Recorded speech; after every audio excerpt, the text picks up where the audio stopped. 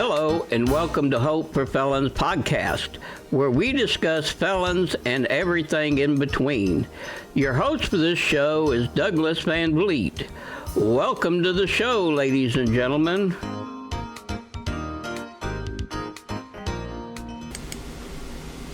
Hello, and welcome back to Hope for Felons podcast, where we discuss felons and everything in between. Today we're going to do a recap. Today is actually the last day of December. Tomorrow starts January. And we are so proud to say that we have helped over 100 people in 2023. We have done so much, and we thank God for allowing us to help all of these people that has came to us in 2023.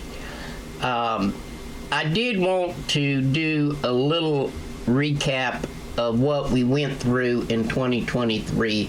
This will better, I think, help you decide when it comes to housing.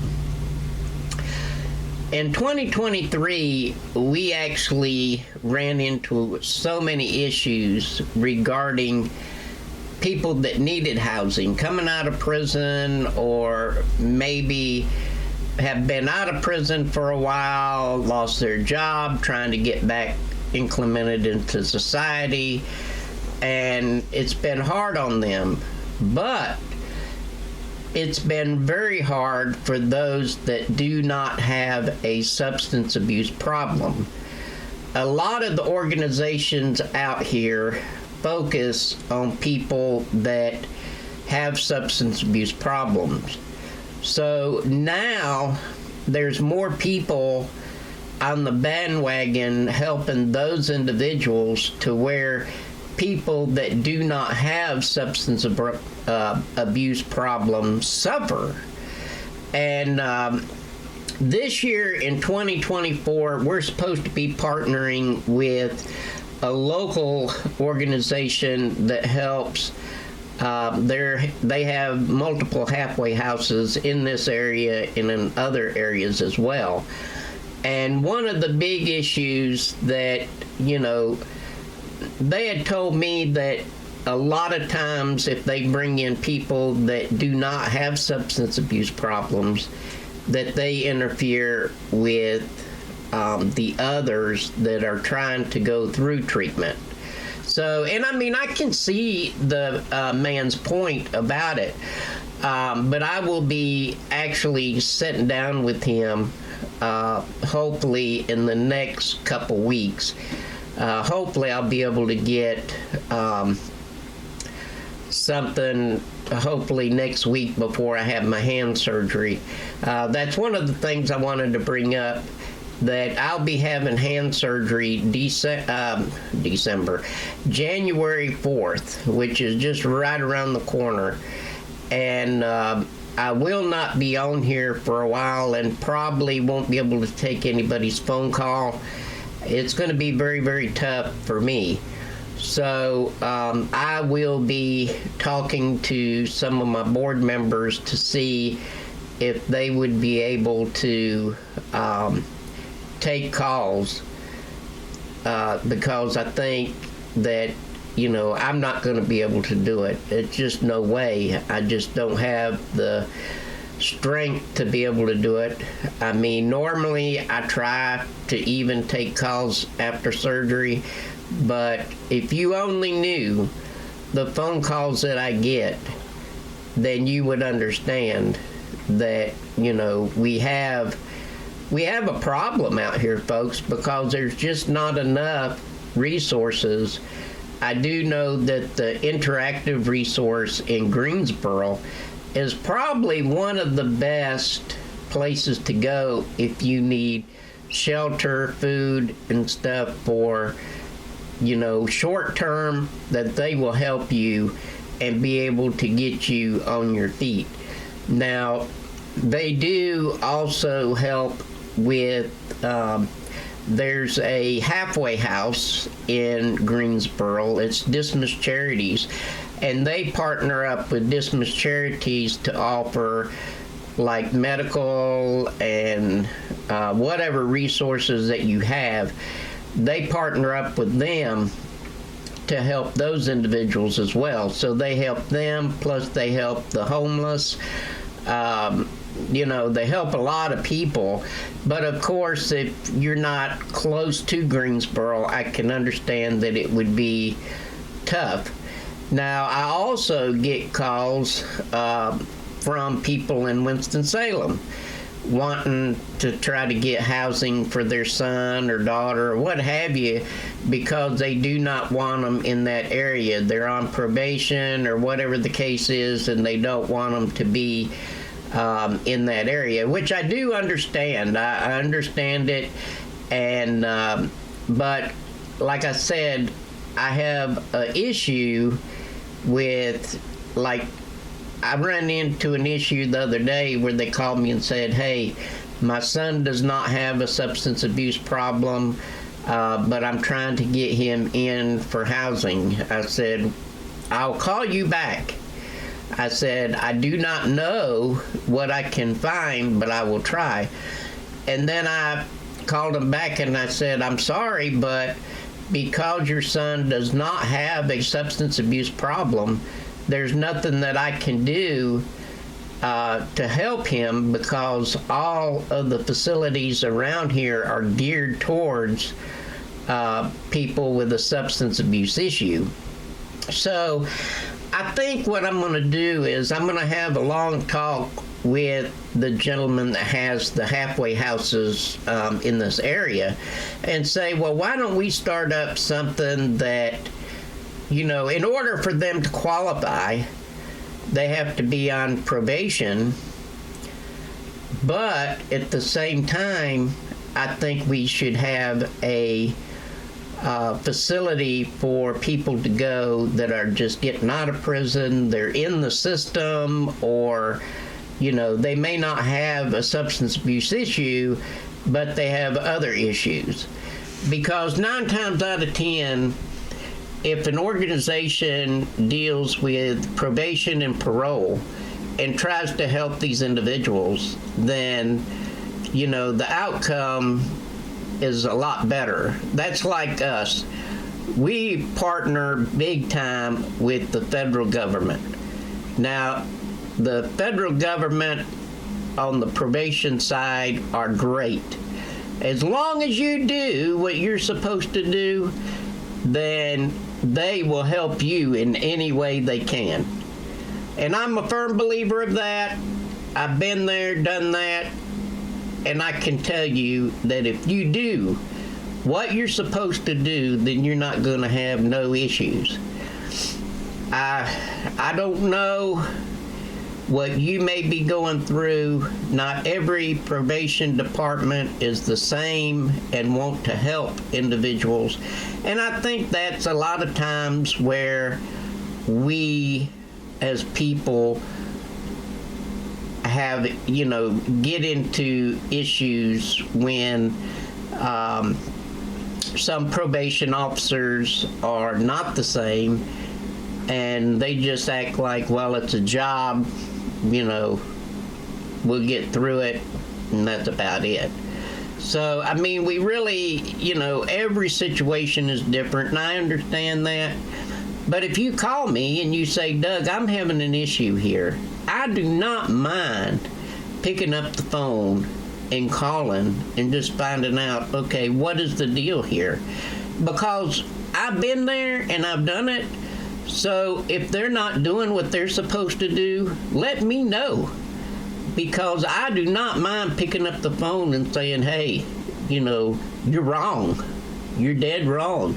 This person needs help. If he's doing everything in his power, then you should be picking up and helping. I don't mind saying that a bit. No, sir. Because I know what they're supposed to do and the rules and regulations. I don't pat myself on the back by no means, but I have taken criminal justice. I've passed criminal justice. So I know and I understand the justice system, and sometimes we do have parole probation officers that are not good, and we need to get them out. If they're not doing what they're supposed to do, get them out of there and put people in there that want to do the job. But I also know that not every offender that comes through their system wants to do the right thing. And I understand that completely. I do. But I think that if the person on probation or parole is doing the right thing, then probation needs to do the right thing as well. I'm a firm believer in that. And I know that we can do that. We can get through it. But it's just something that we have to work through. But as a little recap, as I said we was going to do, we've helped many people. We've been through the North Carolina Department of Corrections for women. We was actually able to speak at one of the facilities, and we enjoyed that tremendously. And I do want to say that our organization wants to help. We really do. In any way possible form, we want to help. It don't matter what the crime is. If you've done the time, then we need to give you a chance into society. That's the way I feel about it. Now, I do want to say, though, that each district, each state has different laws, and you know, when you come to me with a question, sometimes it may take some time because I may have to research the laws in that state to see what we can do and what we can't do, but I am willing to do that for you, so that way it would, you know, it'll benefit everybody in the long run. So I want to say that I want to thank everybody that contacted us in 2023, and we want to say thank you for having the faith in us to give us a call, and I pray that we was able to meet your needs. Not everybody we've been able to help. Of course, that's the way that it always is. But if we can, we will. And we are very big on that. And we're also working on trying to start classes, in the process now on trying to get a monitoring system that we can offer for federal and state probation officers that will allow them to basically, we will monitor their phone and their computer at a lot lower charge than what a lot of these other companies are charging, because we understand in the offender community, not everybody has the means to be able to pay the high prices that they charge for computer monitoring. I think it's up to like $30 or $40 per device now, which is more money than what you pay for a phone bill. So I think, you know, we need to understand that we need to start keeping these prices lower. But just because we have a better system, we're paying all this money, I don't think we need to do that. I think that that is something that, you know, it's not right. It's just not right, because they're taking advantage of the people. And if they're having to pay out all this money, then you know what it has a bigger chance on is them reoffending, because a lot of those people have to pay for treatment, transportation, all this that they have to pay for, and a lot of times they cannot do it. So what does that do? it puts them right back in prison and they violate. So we do not want that to happen, because that's why that so many people say that they set you up for failure. And I do not think under no circumstance that we should set somebody up to fail. Especially the gentleman that called me that was like 60, 70 years old and said that they would not even let him live back at his house that he owns, because they claim that the victim lives a half a mile away from there. And he said he does not even know who the person is. He don't know to stay away from them because he don't even know what they look like. I mean, that's crazy for something like that to happen. I mean, it really is. And that's something that I told him after the holidays that I would try to call and try to find out what, the policy is in Virginia, because I really don't know.